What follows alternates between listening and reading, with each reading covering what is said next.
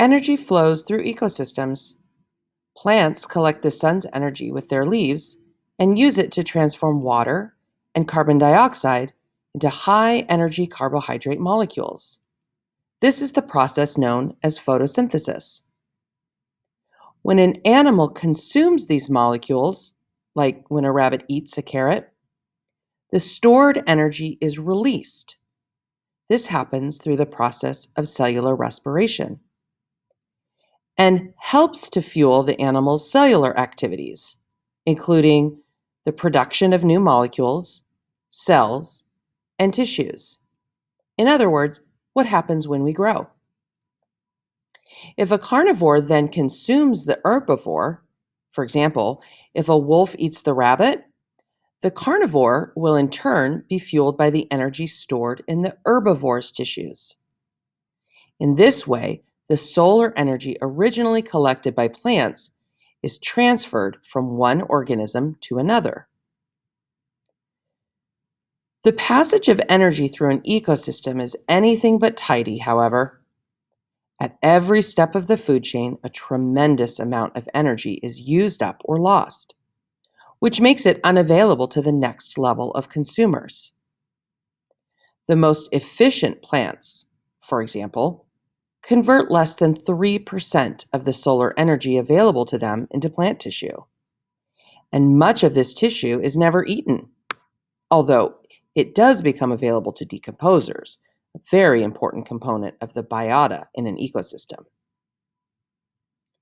And of that which is eaten, only 10% on average is converted into herbivore tissue.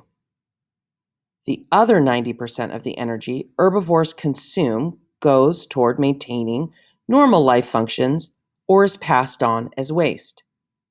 In other words, only 10% of the energy that is consumed by the herbivore will be able to be passed onto an animal that eats it. And so it goes until, at the top of the food chain, only a tiny fraction of the energy once absorbed during plant photosynthesis, which we talked about up here, has been maintained and stored in the tissues of top-level carnivores. The amount of energy that gets transferred from one level of the food chain to the next can be represented by a pyramid, with plants at the base, or the bottom, and carnivores at the peak, or the top. In general, the shape of the energy pyramid reflects the relative numbers of individuals at each feeding level. But more accurately, it reflects the amount of tissue, called biomass, that each type of organism contributes or gives to the ecosystem.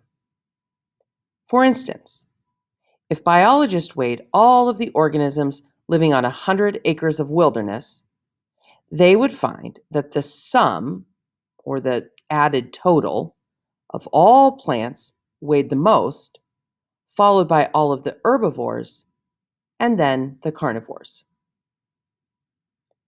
Because of the energy loss that occurs at each step of a food chain, there is a limit to the number of feeding levels, called trophic levels, in an ecosystem. In fact, most food chains are made up of only 3 or 4 feeding levels.